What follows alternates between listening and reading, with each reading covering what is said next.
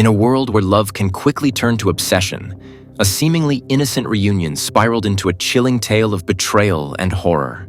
What happens when love becomes a weapon? When obsession blinds reason and compassion? As the truth unfolded, the world would bear witness to the dark side of romance, where a single encounter can lead to a chilling climax. This is a tale that explores the depths of human emotion, the fragility of trust, and the terrifying consequences that can arise when love goes wrong. The final act would leave everyone questioning, how well do we truly know those we love? On a mild early spring morning, on Sunday, April 29, 2018, a serene fishing outing turned into a horrifying experience. A man was fishing along the Lane Cove River, a tranquil northern tributary of the Parramatta River in Sydney, Australia. With birds singing and the gentle sound of water against the riverbanks, nothing seemed amiss. Then, something unsettling appeared in the flow of the river. At first, the elderly fisherman squinted, doubting his vision as he noticed an object bobbing face down on the water's surface. The shape was chillingly familiar, something resembling a human body, yet his mind wrestled against the grim notion, hoping it was merely debris. But as the moments passed, his suspicions solidified. The figure was indeed a person. A young woman with long, dark hair that waved softly with the river's current. It was a sight no one could easily shake. Shocked, but composed, he hurriedly dialed the police to report his disturbing find. Within the hour, law enforcement arrived on the scene, navigating the river's edge to locate and retrieve the body. Just a few dozen feet downstream, they pulled the lifeless woman from the river's embrace. She was young, and at first glance, her injuries suggested a violent end. But the mystery deepened. There was nothing on her to reveal her identity. She carried no mobile phone, no wallet, no belongings of any kind that might help investigators solve this puzzle. As her body lay still by the riverside, a somber air fell over the scene, and the team quickly moved to piece together the scant clues before them. Who was she, and what cruel fate had led her here? Initial examinations of the remains swiftly dispelled the theory that her death was a tragic accident. The body, still relatively fresh, had been in the water for less than a day. It was evident she had fought vigorously to defend herself, as defensive wounds marred her hands. A dark, clear line around her neck spoke volumes. She had been strangled, and not with an object, but with bare hands. A highly personal, intimate, and brutal act of violence. Her clothes, a simple t-shirt and wide-legged pants, appeared ordinary at first, but on closer inspection, investigators found the large pockets were packed with stones. It was an unmistakable attempt by her assailant to weigh her down, hoping the stones would prevent the body from surfacing and perhaps buy them enough time to evade discovery. But in their haste, they had overlooked a crucial detail. The pockets had no zippers or buttons, allowing some stones to fall out, ultimately letting the body float downstream. The autopsy report, revealing no traces of alcohol, illegal drugs, or sedatives, dispelled any suspicion that she might have been incapacitated by chemical means before her death. There were also no signs of sexual assault. The cause of death was unequivocal: mechanical asphyxiation, caused by the relentless force of a person's hands around her throat. This woman, whose life had ended in a desperate struggle, appeared to be in her late 30s. Investigators, hoping for a breakthrough, scoured missing persons reports for women of that age group. By that afternoon, a name surfaced. A woman named Cecilia Haddad, 38 years old, had been reported missing by her family after she suddenly went silent on April 28th, failing to show up for a work meeting and becoming unreachable by phone. When police accessed her photos and compared them to the deceased, the resemblance was clear.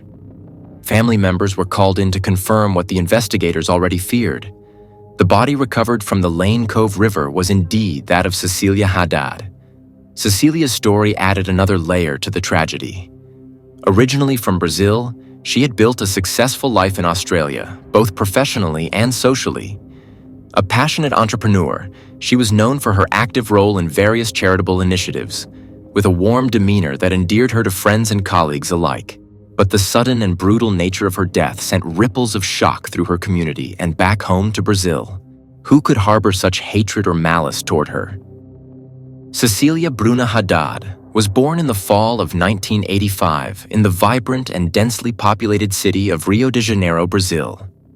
Growing up amid the lively energy of this iconic Brazilian metropolis, Cecilia's family life was rooted in strong bonds, love, and a commitment to values. She was raised in a close-knit middle-class household where her parents worked hard to provide a nurturing environment and a quality education for their children. In a family with several siblings, Cecilia stood out for her dedication to academics and an intrinsic sense of responsibility. Her family, along with her teachers and friends, recognized her as remarkably intelligent, responsible, and focused from a young age. While she excelled academically, she also possessed a kind, empathetic nature. She was known for being compassionate and generous, willing to help anyone in need. This blend of ambition and a kind heart made her beloved by all who knew her. From her earliest school years, Cecilia's academic talents shone brightly, consistently placing her among the top students in her classes. She had her sights set on attending one of Brazil's most prestigious universities, and her dedication paid off. After completing her secondary education with honors, she enrolled at the Pontifical Catholic University of Rio de Janeiro, a prestigious institution with a reputation for academic rigor. Her time there was formative and demanding. She immersed herself in engineering studies, earning both her bachelor's and master's degrees in the field. For Cecilia, these years were marked by hard work, but her ambitions only grew stronger as she developed a keen interest in the mining sector, a crucial industry in Brazil's economy. Upon graduation, Cecilia's career trajectory took a swift upward turn.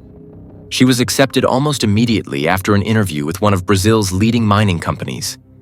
Her sharp, analytical mind and methodical approach to problem-solving quickly made her a standout employee, and she rose to the role of leading specialist within just a year. By 2007, she was 26 years old and poised for a significant career change. She received an enticing job offer from a top mining corporation in Australia, a leap she knew would challenge her in ways she'd never faced before. Cecilia understood that moving halfway across the world meant leaving behind her family, friends, and her culture. But she embraced the opportunity with open arms. Landing in Australia, she faced the daunting task of adjusting to a foreign environment and language. Although fluent in her native Portuguese and proficient in Spanish, she had little command of English.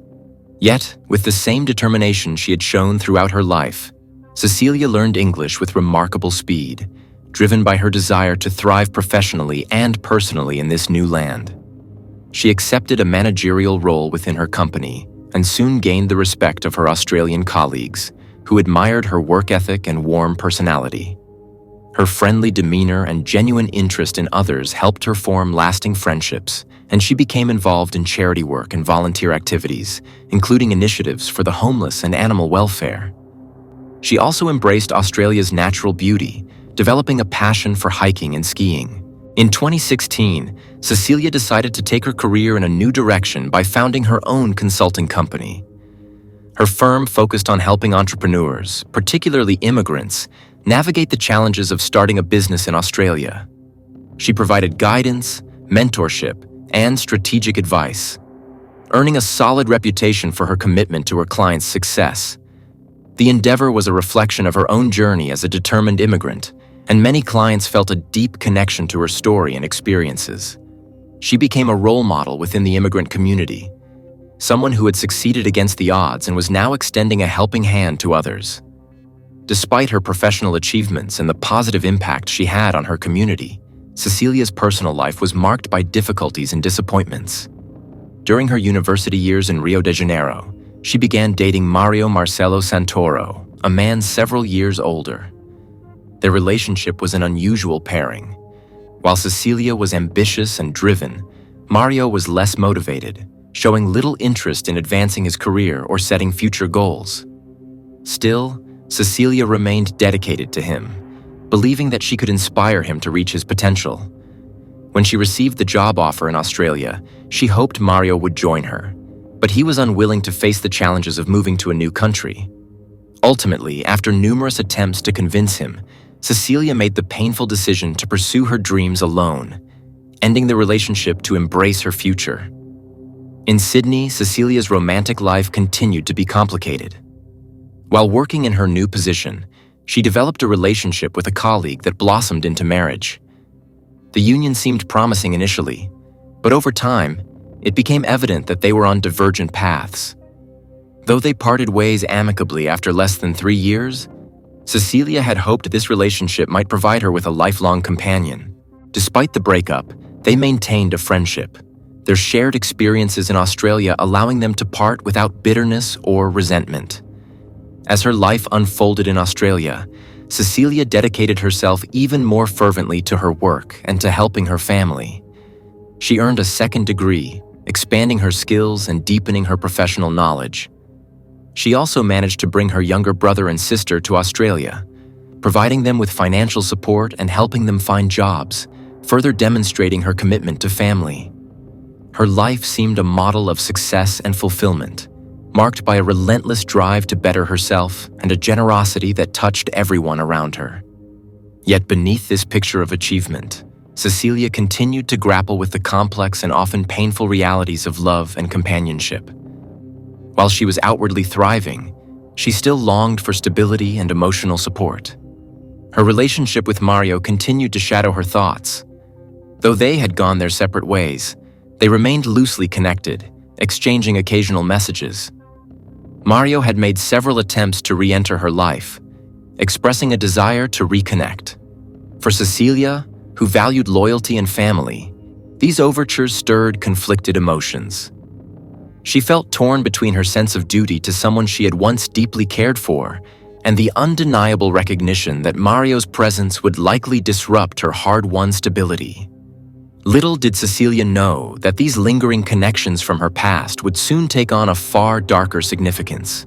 The same qualities that had made her a success, her empathy, loyalty, and readiness to help those she cared for, would place her in a position of vulnerability. In 2016, fresh from her divorce and eager to reconnect with her roots, Cecilia made plans to visit her family and friends in Rio de Janeiro. By this time, she was flourishing in her career. She had left her corporate job and was actively expanding her consulting business. Her venture was taking off successfully, and her enthusiasm for life was evident. She arrived in Brazil with radiant energy, sharing stories about her experiences in Australia and discussing her ambitious plans for the future. Her parents and friends were thrilled to see her thriving. Then, on the third day of her stay, Cecilia experienced an unexpected encounter that would prove pivotal. She ran into Mario, the boyfriend she hadn't seen in nearly a decade. The years had taken different tolls on them. While Cecilia exuded confidence and success, Mario appeared as though life had worn him down. He was visibly shocked by how far she had come, a stark contrast to his own struggles to make ends meet. This chance meeting stirred unresolved emotions in Cecilia, who realized she still had some affection for her old flame. Nostalgia took hold, and they began spending time together, revisiting places that held memories from their youth. Once back in Sydney, Cecilia and Mario remained in close contact, exchanging daily messages and calls. Her affection reignited, and within a month, she bought him a plane ticket to Australia, convinced he was the man with whom she could build a future. She welcomed him into her spacious apartment in a high-end Sydney complex, fully supporting him financially and emotionally, eager to share her success with him. She even went as far as to leverage her contacts to secure Mario a high-paying position, hoping this would inspire him to find purpose and stability. Yet, her rekindled love soon took a troubling turn. Living together under one roof, Cecilia began to notice unsettling changes in Mario's behavior. Despite her best efforts to uplift him, he grew increasingly controlling, resentful, and possessive. Mario's jealousy quickly escalated, evolving into an oppressive need to control her every move. Independent by nature, Cecilia resisted his attempts to dominate her, standing her ground whenever he tried to undermine her autonomy. Mario also began interfering with her business, demanding a share of her company's earnings and arguing that he shouldn't have to work for others. Their disagreements soon became routine, with Cecilia striving to keep the peace, offering compromises, and pouring her energy into preserving their relationship. But Mario's actions became more invasive and insidious. He frequently monitored her, taking her phone without permission, checking her messages, and snooping through her work laptop. He even sought to limit her interactions with friends and colleagues, going as far as discouraging her from seeing certain people. As much as she wanted to help him find stability and happiness, Cecilia couldn't deny that the relationship was becoming toxic. Despite enduring these controlling behaviors for nearly a year, she finally reached her breaking point. Summoning the courage to address their issues, Cecilia had an honest conversation with Mario, informing him that she wanted to end the relationship. Mario's reaction was explosive. Enraged by her decision, he lashed out verbally, shouting insults and belittling her efforts and accomplishments. When Cecilia attempted to calm him down, he lost control, striking her across the face. This was not the first time Mario had shown aggression. He had previously pushed her or grabbed her arms hard enough to leave bruises, but this was the first time he had struck her in such a brutal, deliberate way. The incident was a wake-up call for Cecilia. It solidified her resolve to end the relationship. Initially, Mario tried to win her back with apologies, sending her heartfelt messages, flowers, and gifts, hoping she would forgive him. But Cecilia remained resolute, unwilling to subject herself to his volatile behavior any longer. When his attempts at reconciliation failed, Mario's tactics turned darker. He began to harass her, calling her incessantly, sending unsettling messages, and even showing up at her workplace.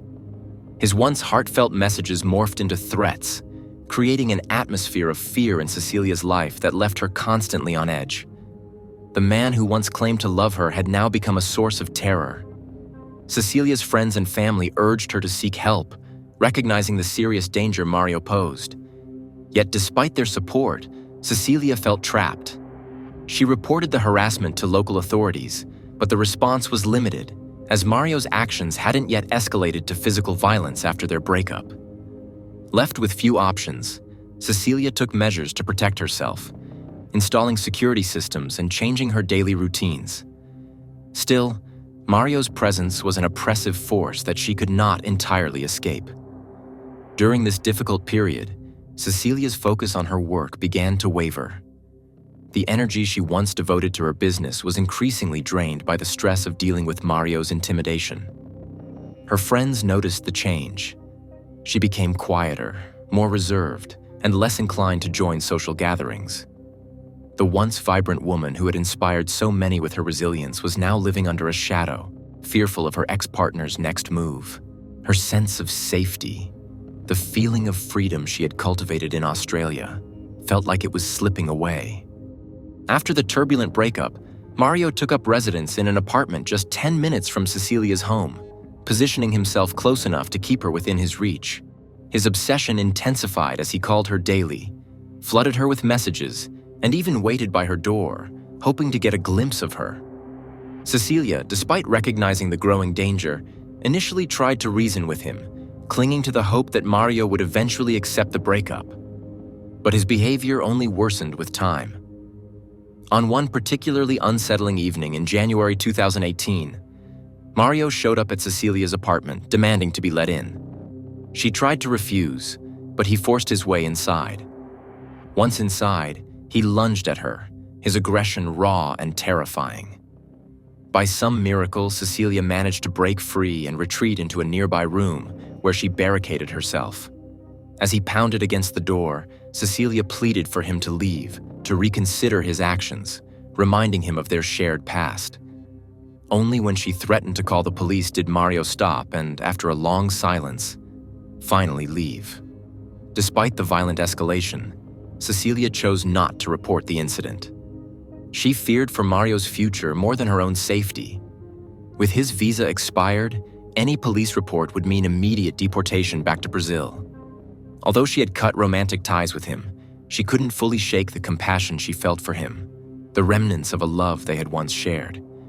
But this incident marked a turning point for Cecilia. No longer feeling safe in her own home, She temporarily moved in with her sister Carol and later stayed with a friend, Rita. Both women saw the danger Mario posed and urged Cecilia to go to the police. But Cecilia held back, unable to believe that he would cause her serious harm. Despite her friend's insistence, she convinced herself that he would soon come to his senses, that he would recognize the path of self-destruction he was on, and ultimately let her go in peace. In early April 2018, after weeks of living in borrowed spaces, Cecilia returned to her apartment. But she was greeted by a chilling realization. Mario had been in her home multiple times in her absence. At first, she noticed subtle signs, items out of place, doors she had closed left slightly ajar. Soon, she confirmed the truth. He had a spare set of keys. Though he had returned them after the breakup, Mario had evidently reclaimed them during one of his forced entries. Conversations with neighbors deepened her alarm, as several reported seeing him loitering around the building and even entering her floor multiple times. They, too, suggested she contact the police. But once more, Cecilia brushed off the idea, reassuring them, and perhaps herself, that she could handle the situation. Determined to outlast his obsession, Cecilia devised a plan to live as discreetly as possible. She avoided turning on lights and refrained from making any noise inside her apartment. She went as far as to only leave or enter her building when she was certain Mario wasn't around. If she had the slightest suspicion that he might be lurking, she'd retreat to her sister's or a friend's home for the night. The stress of living in constant fear gnawed at her. She was always on high alert, her nerves stretched to their limits. But then, without warning, something changed. On April 25, 2018, Mario called. To Cecilia's surprise, his tone was calm, almost eerily so. He explained that he had come to terms with everything and would no longer be disturbing her.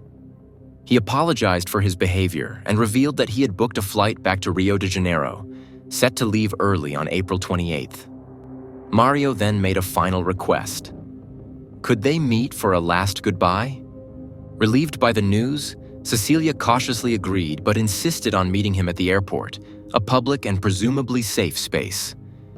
After the call, she felt an overwhelming sense of relief, as if a heavy burden had been lifted.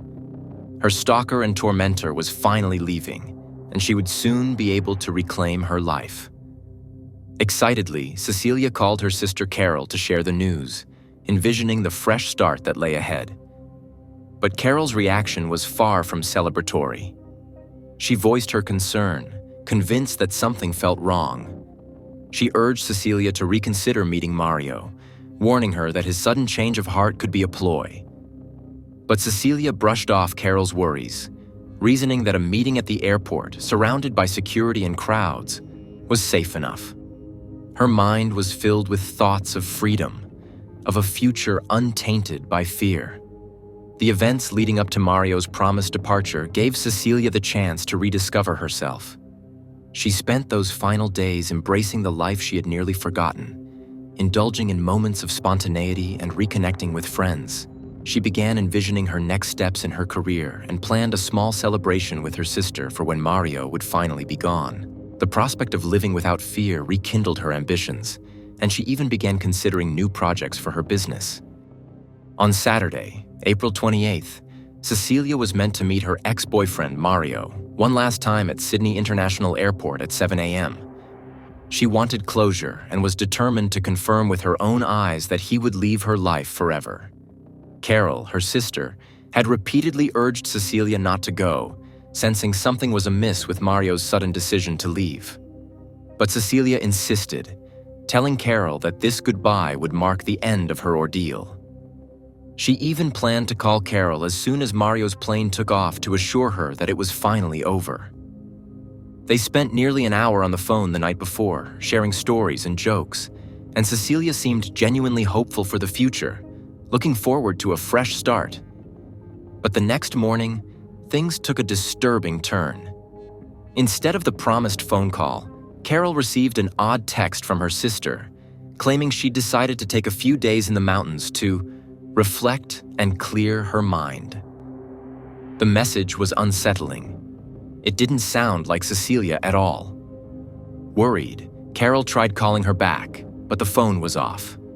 Messages from Cecilia soon began circulating to her friends and work colleagues as well.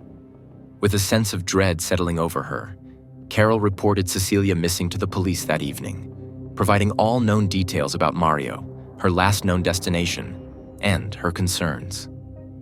By the next day, the worst fears of her family and friends were confirmed.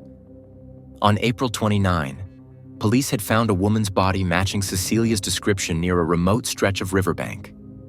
Carol was brought in to make the heartbreaking identification, realizing her sister's life had been tragically taken from her just as she was on the cusp of newfound freedom. The police quickly launched a rigorous investigation, retracing Mario's movements around Sydney in the days and hours leading up to Cecilia's disappearance. Along the riverbank upstream from where Cecilia's body had been discovered, officers stumbled upon a pair of men's shoes discarded in a patch of tall grass. The shoes were soaked through and bore signs of recent wear, likely abandoned to avoid leaving behind a clear trail. The clues only grew more chilling once investigators entered Cecilia's apartment, where they discovered dried footprints left by someone wearing wet socks. It became clear that Mario had returned to the apartment after the crime, but for what reason?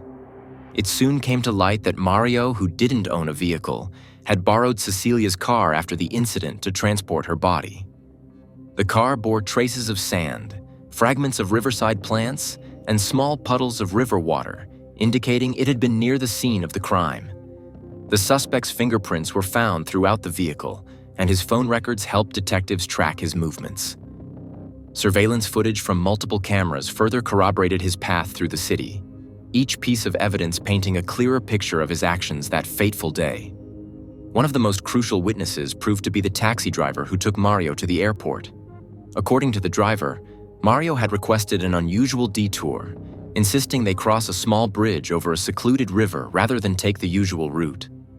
Midway across, Mario had asked the driver to stop.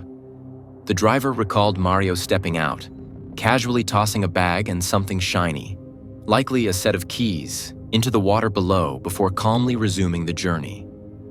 Following this lead, police took the driver back to the bridge, where divers were deployed to comb the riverbed for any signs of discarded evidence. Within hours, the divers recovered the submerged bag containing Cecilia's belongings, her cell phone, work laptop, documents, wallet, and various personal items. The intention was clear.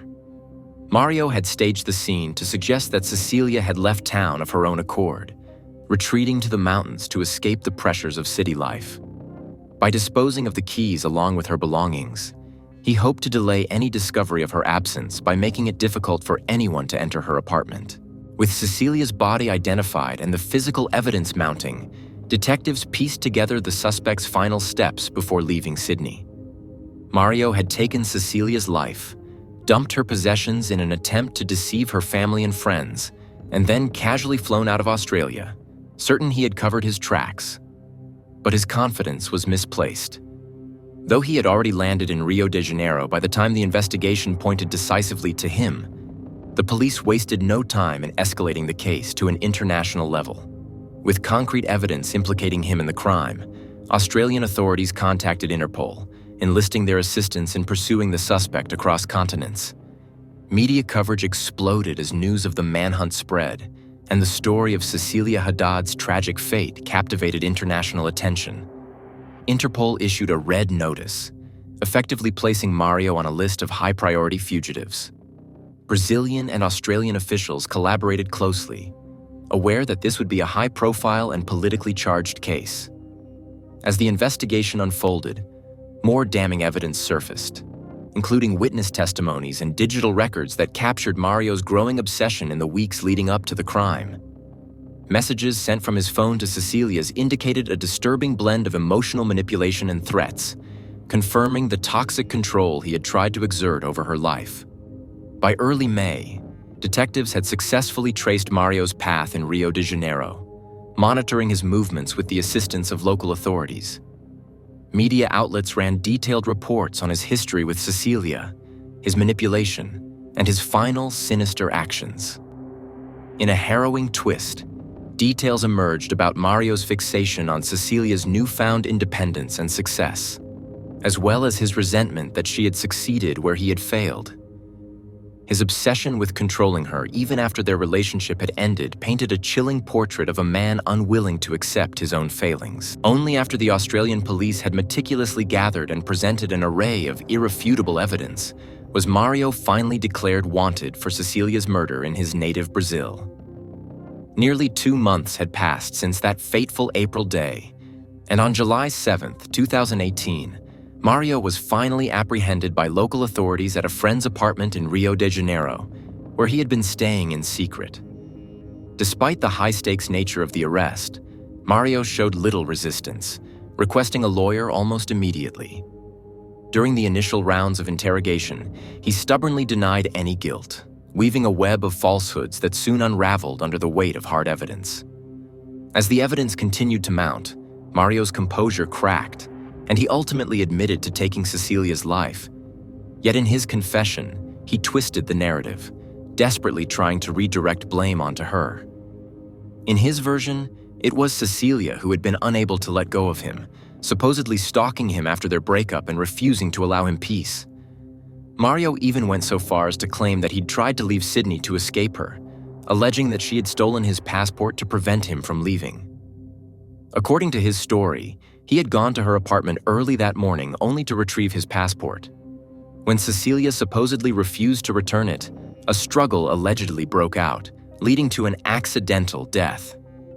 Mario claimed that in his shock, he attempted to revive her, performing CPR and chest compressions, but upon realizing she was gone, he panicked. He rationalized his later actions, the disposal of her body and attempts to cover up the evidence, as impulsive decisions made in a haze of fear. The police found Mario's story implausible, and even as he tried to manipulate the narrative, the timeline of his actions on that tragic day became clearer. With every interrogation, Mario's details shifted as he tried to confuse investigators in an attempt to dilute his accountability.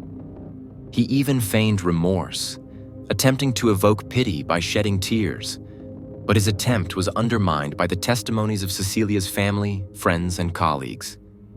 Each person's account shed light on the persistent harassment and control Mario had exerted over her life. Investigators determined that Mario's decision to buy his plane ticket was not made out of fear of Cecilia, but instead as part of a calculated plan to escape punishment after committing the crime.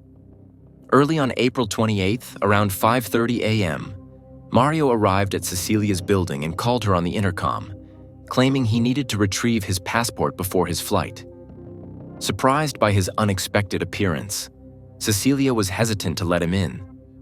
However, just moments later, Mario unlocked the building door using a spare key, one he'd taken without her knowledge during one of his prior visits, and made his way up to her apartment. The investigation suggested that, perhaps out of a misplaced sense of peacekeeping, she allowed him to enter without causing a scene. Almost immediately upon entering her apartment, Mario attacked Cecilia, strangling her before she could call out for help. Evidence revealed that she fought back, sustaining bruises and defensive wounds in her final moments, but she was overpowered by his strength. After ending her life, he carefully wrapped her body in a blanket, took the keys to her car, and under cover of dawn, drove to a remote riverbank. There, he weighed down her clothing with rocks before immersing her in the river, believing the weight would keep her submerged long enough to avoid discovery. Returning to her building just after 7 a.m., Mario used her keys to re-enter her apartment. Quickly gathering her laptop, phone, and some personal items, he set about staging her departure by texting friends and family with fabricated messages, creating a false trail to buy himself time. He then placed her phone and belongings in a bag and discarded them from a bridge into the river, furthering his illusion that she had chosen to retreat to the mountains for solitude. Mario's final hours in Sydney were calculated. He changed into fresh clothes and meticulously soaked his blood-stained garments in bleach to destroy any trace evidence. By mid-morning, he had called a taxi to take him to the airport, requesting a detour to dispose of additional evidence. An hour later, Mario boarded his flight, confident that his plans had gone undetected and that he was free from retribution. As Mario was a Brazilian national, Brazilian authorities refused extradition to Australia, requiring the trial to take place in his home country. After months of international coordination, a trial date was finally set in Rio de Janeiro for June 2023, where Australian law enforcement representatives, integral to the original investigation, were invited to present the evidence. The trial became a significant international event, drawing the attention of the media in both countries. During proceedings, Mario's defense team presented an alternative version of events, but the testimony of multiple witnesses and the weight of forensic evidence left little room for doubt. Throughout the trial, Mario continued his attempts to manipulate public opinion, often appearing visibly distressed and shedding tears. He insisted that the situation had spiraled out of control, claiming he had always loved Cecilia and was deeply remorseful. He described a tragic misunderstanding, blaming his actions on the chaotic end to their relationship. However, the judge and jury were unmoved by his theatrics, and the harrowing accounts shared by Cecilia's loved ones served as a stark contrast to his calculated statements. On July 1, 2023, after weeks of testimony and deliberation, Mario Santoro was found guilty of premeditated murder, obstruction of justice, and tampering with evidence. The sentence was handed down: 27 years in prison without the possibility of parole, a significant sentence under Brazilian law.